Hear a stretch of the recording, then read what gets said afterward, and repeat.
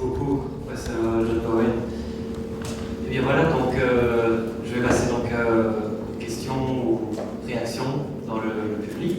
Je vais d'ailleurs passer vous avec le micro. Et ça peut être en français, en anglais ou en indonésien. Très bien. Voilà, qui souhaite intervenir? Alors je me lance alors si c'est peut-être amorcer la pompe des questions et des réactions. Moi j'aurais peut-être commencer une qui porterait alors sur vous avez surtout cadré donc la problématique en termes de peur. Est-ce qu'on peut aussi la cadrer en termes de haine, de peur, haine, prenons la xénophobie. La phobie au sens en psychologie, c'est plutôt une peur. Et on voit très bien que dans certains termes, par exemple la xénophobie, ça réfère plutôt à la haine de l'autre, de l'étranger, qu'à la peur de l'étranger. Donc, ça serait peut-être une première question que j'aurais. Peur, haine. Je ne sais pas si on commence. Oui. Je pense, vous accumulez quelques-uns. C'est-à-dire, voilà, si vous souhaitez poser une question ou réagir par un autre commentaire, allez-y. Moi, je viens de poser ma première question. Oui, voilà. On va en prendre quelques-unes, effectivement. Je pense que le micro n'est pas nécessaire. Mais... Si, bon. Bonsoir, merci pour une conférence intéressante. Ma question se porte principalement sur les burqas et la protection des burqas en France. Vous avez mentionné la dimension idéologique. En tout cas, vous partez de la dimension idéologique qui se cache probablement derrière cette interdiction. Je me souviens, il y a quelques années, il faisait froid, je me baladais en ville et j'avais comme souvent mon écharpe et mon bonnet envoyé de mes yeux. Et la police m'a interpellé et m'a demandé de retirer les vêtements qui couvraient mon visage. Donc c'est une question tout à fait naïve, mais je voulais simplement poser la question. Est-ce que c'est possible qu'il y ait une dimension simplement liée à la sécurité ou au contrat social dans la mesure où, pour recevoir les droits dont on bénéficie en société, on a aussi le devoir de montrer son visage? Est-ce que c'est forcément une question de religion? Vous pensez d'eux ou oui, à moins qu'il y en ait comme nous tout de suite, si on peut. Oui, voilà. Voilà, après on passe alors à un premier tour de réponse. Alors. Bonsoir, merci beaucoup. Est-ce que vous pourriez rapidement, je sais que c'est difficile, parler un peu du Royaume-Uni, le Royaume-Uni, l'Angleterre, le Royaume-Uni, qui est un autre pays européen très différent de la France. Vous avez mentionné les Pays-Bas, mais peut-être que l'exemple du Royaume-Uni serait aussi intéressant, bien que difficile à couvrir brièvement, je pense. Merci. Et merci évidemment, j'hésite parce que soit je vais prendre dans 3 phrases, soit je prends un carrière. Mais bon, je vais prendre dans l'ordre. Vous êtes peut-être sur la Grande-Bretagne, vous allez aborder la Grande-Bretagne demain. Mais ça veut dire pour ça que je ne peux pas l'aborder brièvement, peut-être sur ça je vous laisse. Voilà, en tout cas demain on traitera, on abordera le cas de la Grande-Bretagne. Voilà, je vous laisse. Oui, alors c'est sur la question, est-ce que ça s'agit de la peur ou de la haine? C'est une bonne question. Je ne suis pas vraiment compétent à répondre. J'ai pas tellement utilisé la peur comme terme analytique. C'est plutôt répondre à l'idée de l'islamophobie. Et de dire que oui, on peut parler d'islamophobie parce que c'est généraliste, voilà.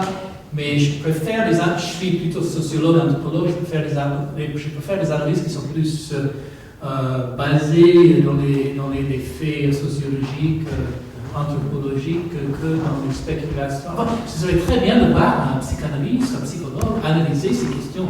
Mais moi, je ne suis pas ça et je ne vois pas tellement que les gens qui parlent beaucoup de l'islamophobie sont experts dans ces domaines non plus. Donc, je suis comme ça, je pense comme ça, je suis plutôt peut-être partisan de peur. Parce que peur, c'est si on comprend quelque chose pas très bien. Vous vous rappelez, je pense avec ça, c'est l'un des idéaux de ça parce que c'est largement méconnu. Si on ne connaît pas très bien quelque chose, on a peur. C'est pas que. Peut-être on peut avoir de la haine aussi, mais on a peur. Donc, pour le moment, je reste avec ça, mais on peut continuer à discuter bien sur la question.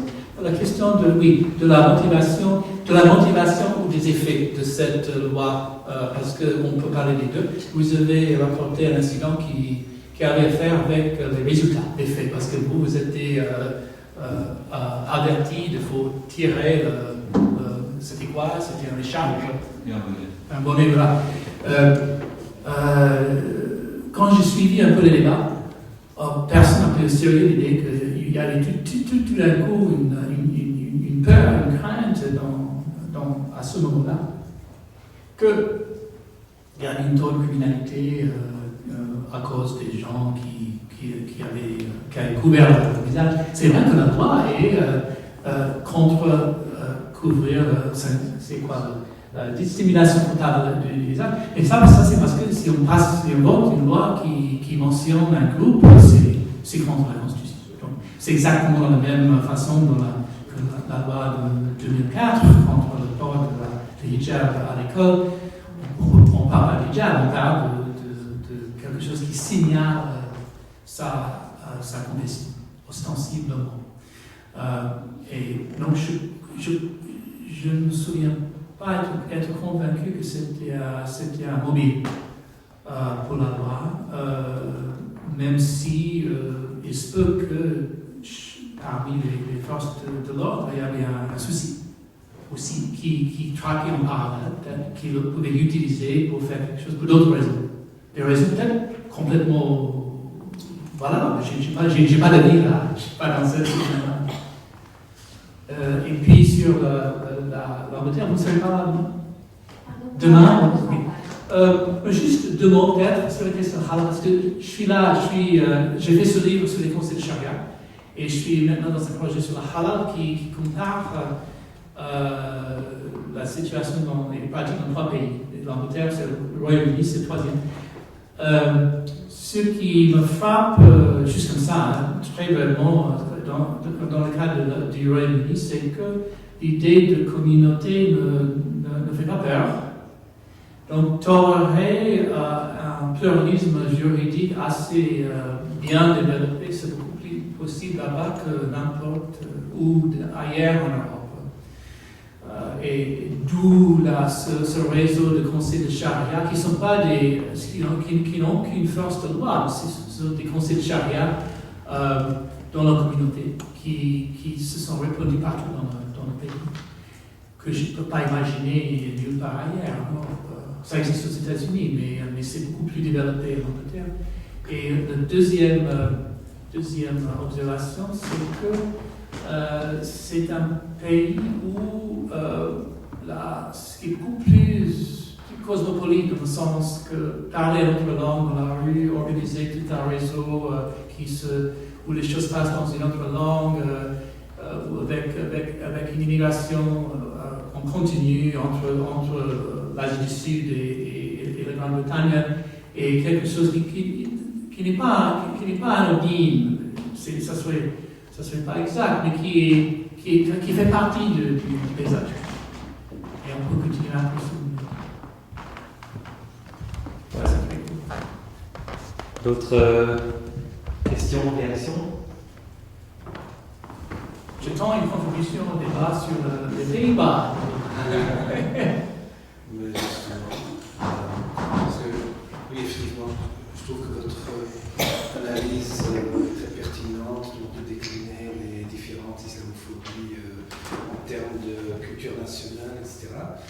Pour ce qui est de l'exemple des Pays-Bas, enfin, je me souviens très bien, comme j'étais encore bien, à l'époque de cette confrontation en fait entre avec le ministre Verdonk, Rita Verdonk, qui, il faut le préciser, représentait le parti VVD, donc le parti du centre-droite.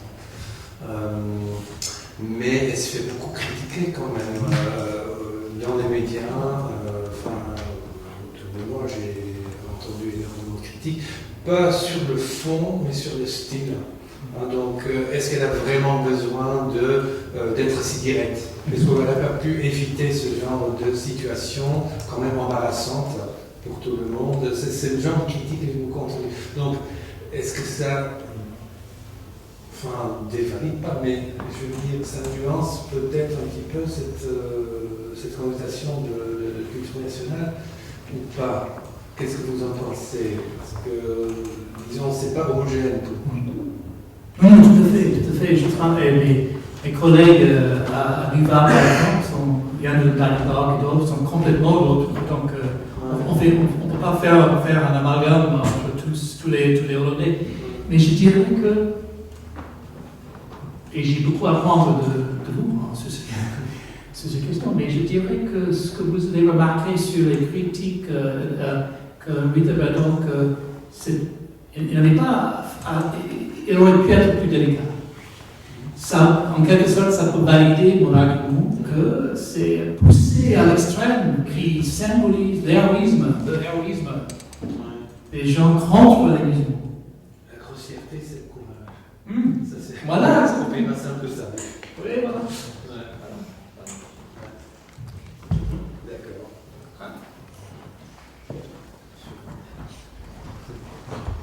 Alors, on va continuer. Bonsoir.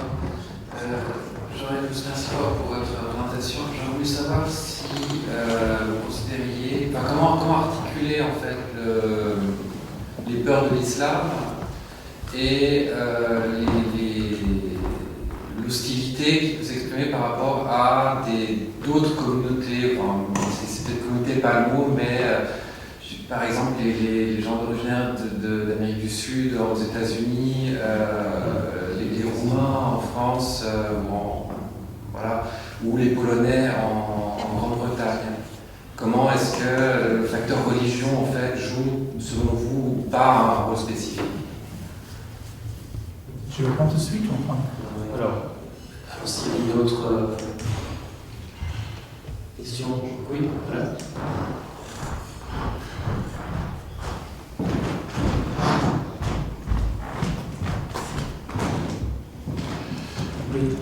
Je sais que quand j'entends votre exposé, j'ai souvent parlé des musulmans. Mais je dirais un peu de manière ahistorique, parce que je crois que la communauté musulmane a fort évolué. En Belgique, il n'y avait pas de peur vis-à-vis de l'islam tout au début, par rapport à la première génération. Puis c'est arrivé petit à petit, je crois, sous l'influence d'un islam politique, soit frères musulmans, soit radicaux, soit peut-être à cause des imams formés par la grande mosquée ici à Bruxelles, qui diffusaient un islam très conservateur, on va dire.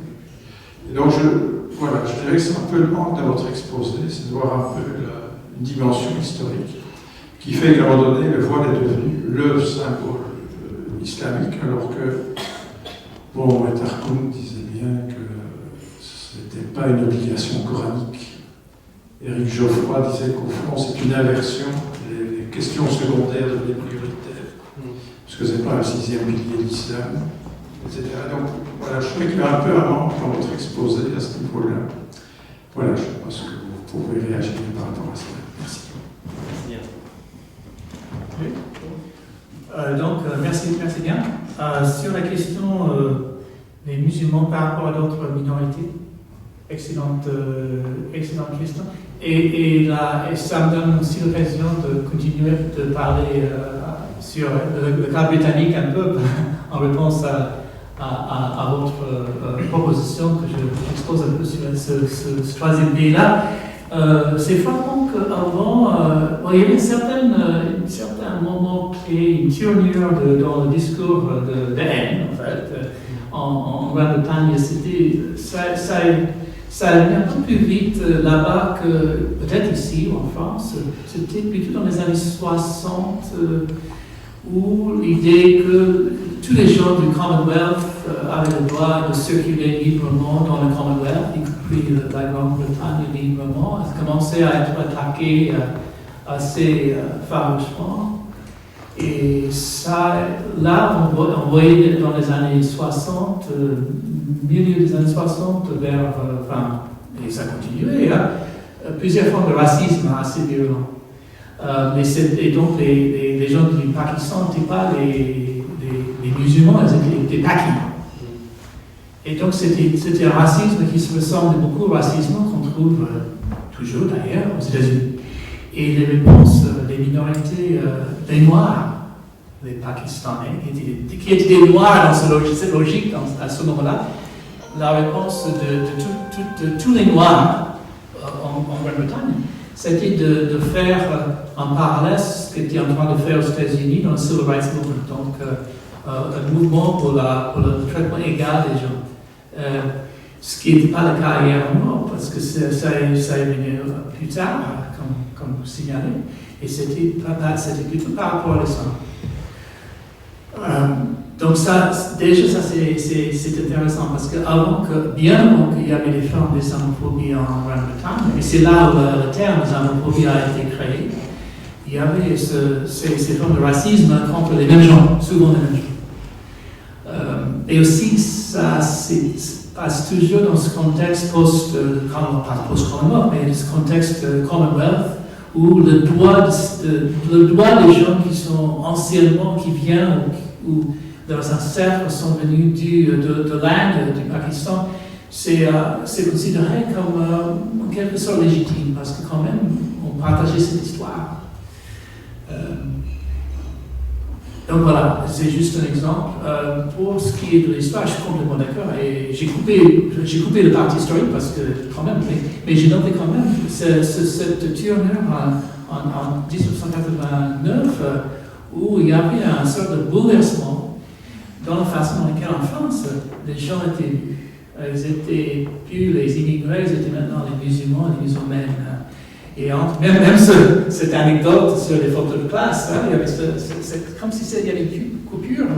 Et parce que c'était vraiment c'était une année où beaucoup de choses, surtout dans l'opinion publique, a basculé. Mais pas que ça, mais aussi ce que vous avez signalé à juste titre, que je n'ai pas mentionné, c'était aussi le moment, j'en parle beaucoup dans mon livre sur cette question des affaires du foulard, by the French don't like headscarves, où les musulmans nés en France, ou même nés en Algérie, mais grandis en France, et surtout les musulmanes, les femmes, se trouvaient nulle part chez eux. Et ils commençaient à comprendre qu'ils n'étaient pas les bienvenus dans les mouvements antiracistes en France. Ils n'étaient pas le bienvenu en Algérie, ou Maroc ou Tunisie, mais numériquement c'était surtout l'Algérie. Donc ils cherchaient une identité, il ne restait qu'une identité qui était possible, c'était l'islam. Et c'était à ce moment-là, à peu près dans cette même période, fin des années 80, où vous voyez l'émergence des prêcheurs d'Ali Ramadan, mais d'autres, des livres, et les gens, surtout les jeunes femmes, qui cherchaient des livres pour étudier ce que c'est le vrai islam et pas l'islam des pères et des mères qui sont venus comme travailleurs. Vous avez raison, c'était pas venus comme musulmans. Et pas non plus l'islam tel qui a été prêché en Arabie Saoudite ou en Algérie, mais ils voulaient étudier le vrai islam. Donc, il y avait vraiment un changement, un basculement à cette période-là. Vous avez raison de me rappeler ça.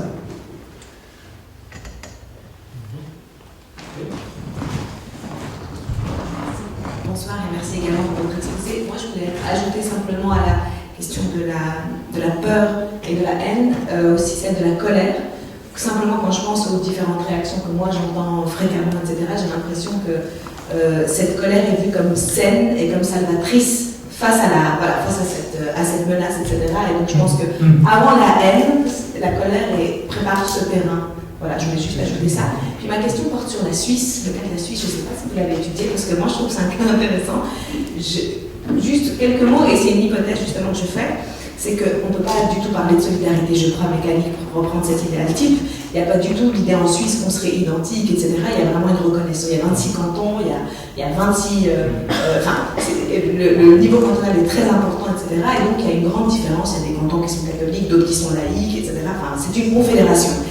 Mais au moment de l'initiative contre les minarets, celle qui a amené à l'inscription de la constitution de l'interdiction de construire des minarets, il me semble que c'est comme si on avait réussi à dépasser les frontières cantonales, justement, à travers ce rejet des musulmans. Et alors, sans doute qu'on peut comprendre aussi, hein, du point de vue de la conjoncture historique, un moment de fort refus de l'Union européenne, etc. Enfin, comment dire ça, cette montée de nationalisme n'est pas du tout liée qu'à l'islam, mais en tout cas, j'ai l'impression que ça a amené à une nouvelle, vraiment une reconfiguration des frontières, un dépassement des frontières habituelles de l'espace public, enfin, pour reprendre ce que vous disiez sur la France. Et je trouve que c'est un cas intéressant de ce point de vue-là. Voilà.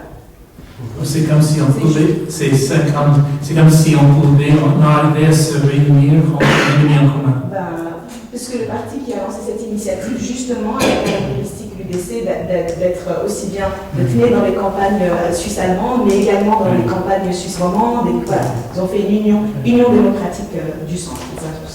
Et juste un mot, si je peux ajouter, parce que j'ai rien, c'est beaucoup mieux que moi, et juste un petit commentaire sur ce scrutin, sur les minarets, qu'on avait fait une analyse peut-être plus que canton, avec l'unité électorale qui n'est pas le canton, mais au-dessous, je crois, le canton.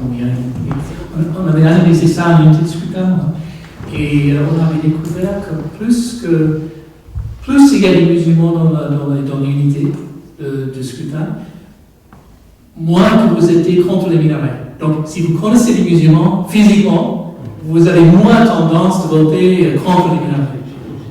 Parce que tout ce que vous savez, c'était des minarets. J'ajouterais peut-être, justement, donc, Ralia, effectivement, donc, il y a un dépassement de certaines frontières entre la Suisse romande et la Suisse germanique, mais par contre, ce qui est en commun, tu l'as dit toi-même, c'est que c'est les campagnes. C'est ça. Ce sont des zones où, justement, la question à la limite ne se pose pas de la présence de l'autre. Et ça se confirme aussi en Suède. En Suède, c'est les campagnes, les villages tout à fait sereins où parce qu'il ne faut pas sous-estimer les mouvances d'extrême droite en Suède parce qu'elles sont peut-être beaucoup plus violentes que d'autres pays. Et donc, mes amis suédois m'assurent que c'est justement dans ces petits villages de la campagne suédoise, surtout du sud de la Suède, une région très très prospère, où ces partis ont beaucoup de succès. Et donc, voilà ce qui vient d'être dit sur la Suisse, c'est ce qu'on fait tout à fait. Ce qui confirme un peu ma préférence pour le moment avec Ferra et mes connaissances. Oui, mais c'est ça, justement. Et Ralia, tu veux prendre? Pour rajouter l'idée de campagne, c'est simplement que ce qui a été fort évoqué, c'est l'idée que le Suisse vient de la montagne et fier. En fait, cette idée aussi de frontière naturelle qu'est la montagne et que c'est là que réside la véritable identité. Mais voilà, ça a été vraiment un moment de nationalisme très fort qui est habituellement plutôt limité par les frontières linguistiques. Donc c'est penser les frontières est très intéressant. Oui, merci. Oui. Bonsoir. Pour prendre cette discussion, on peut revenir peut-être à la Belgique, où on se trouve. Je pense que cette idée de dépasser les différences vers un ennemi commun, on peut le retrouver ici aussi. Quand on voit la popularité de quelqu'un comme M. Theo Franken en Wallonie, on n'a pas de capacité de voter pour les Flamands, et il est surtout connu en Wallonie pour cette thèse, peut-être pas, on ne va pas dire explicitement anti-musulman ou islam, mais anti-étranger de manière générale. Et quand on voit cette popularité du côté francophone du pays, alors que c'est un parti qui est aussi plutôt anti-francophone, ça pose question. Donc je pense que ça, on le retrouve ici aussi.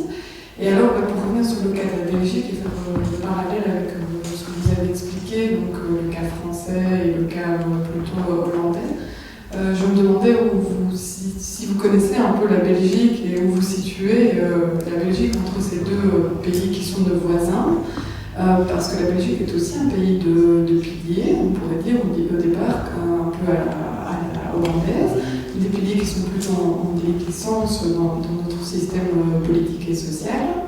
mais qui était bien présent. Et par contre, j'ai l'impression que sur les deux thématiques que vous avez citées, on copie plutôt la France. Donc la question du port du foulard est quand même encore très prégnante en Belgique aussi. Il y a cette idée de l'espace public. En tout cas, on essaie d'apporter ça beaucoup dans notre pays. Et sur le cas du halal, c'est un peu compliqué aussi parce que c'est une politique qui est régionalisée chez nous. Et donc on a 3 régions, et notamment en Wallonie. Il y a eu un vote contre les héritages sans étourdissement lors de cette dernière mandature. Et les représentants, mais plutôt des juifs en fait, sont venus devant le Parlement, exposés, et ils se sont montrés extrêmement durs contre cette décision. Ils ont également comparé les élus parlementaires wallons au nazisme, en prenant une telle décision qui serait vraiment à l'encontre de leur communauté, ce qui a été extrêmement mal perçu par les élus, parce que je ne crois pas qu'il y ait tellement d'élus. Je ne pense pas que cette mesure ait été prise vraiment à l'encontre de ces communautés, mais qu'elle est plutôt le reflet de l'opinion publique ambiante en Wallonie, où les musulmans ne sont pas très présents, que c'est pour un plus grand respect de l'animal, etc. Et donc c'est aussi dans un souci d'égalité qu'a été prise cette mesure, et sans vouloir faire d'exception pour des communautés. Et on voit par contre qu'à Bruxelles, c'est beaucoup plus compliqué de prendre ce genre de mesures, évidemment, puisque là, le caractère social de la région est beaucoup plus diversifié, la démographie, il y a beaucoup plus de personnes humaines qui sont présentes, y compris, et donc un niveau de conscience de ça aussi dont les élus sont beaucoup plus présents. Enfin, voilà, donc c'était pour reprendre les deux thématiques que vous nous aviez présentées, voir si vous connaissiez le cas belge et si vous avez quelque chose à en dire plus spécifiquement. Merci. C'est bien, je vais encore entendre ici. Bonsoir, c'est simplement que mon commentaire est très en lien avec celui de ma voisine, à savoir effectivement l'éventuelle circulation de certains arguments qui ont pu être formulés, notamment en France, puisque par exemple l'événement qui s'est passé en Nouvelle-Zélande a aussi fait grand bruit parce que la personne s'était beaucoup inspirée de thèses franco-françaises. Et donc voilà, comment des arguments fabriqués finalement dans un contexte très très local, qui est le contexte français, est amené à circuler éventuellement dans d'autres modèles, peut-être comme d'autres pays, avec ce que vous disiez sur les pays par Oui, c'est déjà assez compliqué, si je peux le rendre. Oui. Je connais suffisamment la Belgique de bien comprendre que je ne connais pas la Belgique. C'est compliqué. Et peut-être ça, quand on commence à comparer de différents pays, on ne peut pas dire, on peut pas rester sur la non-comparabilité des cas, parce que tous les pays sont différents. Mais en même temps, il faut prendre stratégiquement les comparaisons. Par exemple, c'est pas bête de comparer la Belgique, le Canada, par exemple, parce que là, il y avait des questions un peu semblables sur région, langue, tradition, et en même temps une circulation d'idées assez fortes entre surtout le Québec et la France. Et peut-être aussi la Wallonie, je ne sais pas. Et ça serait, peut-être qu'il y a des bonnes études sur cette question. Si c'est le cas, j'aimerais bien voir des références, parce que c'est ce genre de comparaison et je trouve assez intéressant. En même temps, il y a des différences structurelles qui sont énormes. Ici, avec vos 3 régions, 3 communautés, il y a les germanophones qui compliquent un peu peut-être, ou peut-être pas, je ne sais pas. Et deuxièmement, comme vous dites, la force attirante de la France, des rapports qui sont, je crois, complètement différents avec les Pays-Bas, les différences entre le statut social relatif il y a un siècle avec maintenant, tout ce qui va avec, c'est suffisamment différent que c'est difficile de comparer tout de suite le Pays-Bas et la Belgique. Parce que aux Pays-Bas, si je peux le dire, vous allez me corriger, il y a une évolution qui est dans l'autre sens. D'une situation qui était plutôt structurée par l'idée de Rosali, comme j'ai expliqué très brièvement, vers quelque chose d'autre. Et avec tout ce qui ne marchait pas très bien, avec les immigrés, le sens de crise, l'assassinat de Van Gogh, de Fortin avant. Donc beaucoup a changé et le sens de... Vous avez quelques spécificités en Belgique qui, à ma connaissance, ne bougent pas trop, le sens de presque revanchisme par rapport au territoire qui est francophone mais dans la mauvaise région pour être francophone. Cette complication le territoire doit rester dans la sphère de région qui est majoritairement francophone, mais les gens commencent à parler notre langue. Ça complique énormément les choses et ça c'est une vraie différence par rapport même par rapport au Canada, au Québec et par rapport aux Pays-Bas. Donc peut-être analyser, on peut aussi comparer avec pas pays A avec pays B, mais plutôt un problème, comme ce problème de qui a le droit de contrôler les pratiques linguistiques dans un territoire. Peut-être que vous pouvez trouver qui est une question qui fâche ici, à ma connaissance. Mais peut-être que vous pouvez trouver la même question qui se pose de façon profonde dans d'autres pays.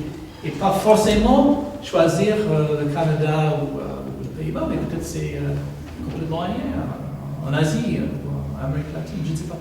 C'est juste quelques remarques sur les questions de comparaison. Mais j'hésite à me prononcer sur la Belgique parce que vous êtes ici, je ne suis pas là, je ne suis pas expert. Est-ce qu'il y avait autre chose que j'ai oublié à répondre? Oui, je pense que c'était lié à l'autre question, je pense. Est-ce qu'il y avait d'autres éléments où j'ai oublié de répondre? Non, pas nécessairement. Non, ce qui m'intéressait, c'était vraiment l'aspect localité de certains arguments. Ce qui m'intéressait, c'était aussi donc, l'idée très localisée de certains arguments. Là, par exemple, les thématiques de la laïcité, qui sont tellement ancrées dans l'histoire du pays que je vois très mal comment ils pourraient être finalement se retrouver posés peut-être de manière similaire par exemple en Belgique, alors probablement que ça s'inscrirait, le mot n'aurait peut-être même pas la même portée. Et pourtant, il y a, on retrouve des petits gars de Nouvelle-Zélande pour aller tuer des gens en lisant des bouquins de petits gars français. Non, je suis plus que complètement d'accord. Je pense qu'effectivement, vous avez abordé cette question finalement de la laïcité, enfin, peut-être pas dit dans ces termes-là, mais que ça peut mener à l'idée d'effacer justement les différences, ou au contraire à permettre la manifestation, justement. La laïcité peut être comprise dans des sens tout à fait... Et même en France, excuse-moi, je coupe, et même en France, comme c'est le cas dans ce petit discours de Macron, si on parle de laïcité, je vais citer parce que c'est exactement ce que vous dites tout à l'heure. C'est en Belgique, c'était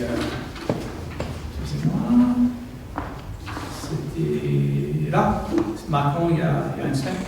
Quand on parle de laïcité, on ne parle pas vraiment de laïcité, pardon. On parle d'autres choses qui sont mauvaises.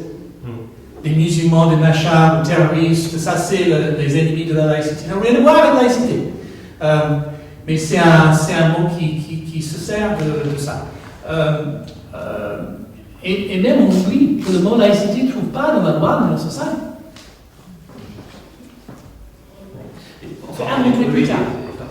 Et alors, juste pour peut-être terminer sur ce point-là, en Belgique, typiquement, on distingue laïcité politique, laïcité philosophique, par exemple. Et donc là, on ne va peut-être pas rentrer dans... Mais je ne sais pas ça maintenant. Parce qu'on parlait d'Emmanuel Macron, si vous étiez son conseiller, puisque ça fait 1 an ou 2 ans qu'il reporte toujours un discours sur ce sujet-là. Qu'est-ce que vous lui conseillez? Parler de ce qu'il comprend bien. Parler de ce qu'il comprend bien. J'étais vraiment amusé par le fait que c'est quelqu'un qui est le plus pur produit de la culture élite française. C'est-à-dire, je sais tout. Je suis expert. Qui propose abolir la ENA, qui était le berceau de toute cette connaissance, cette attitude de tout savoir. De l'élite française. Donc, c'est un sorte de méta-problème de supposer que vous êtes au-dessus de toute politique, que la politique est quelque chose qui pour les gens sans éducation, et pour nous, c'est l'expertise, c'est le savoir, c'est la connaissance, voilà. Mais ça, c'est pas une réponse sérieuse à votre question. Mais sur ces questions-là,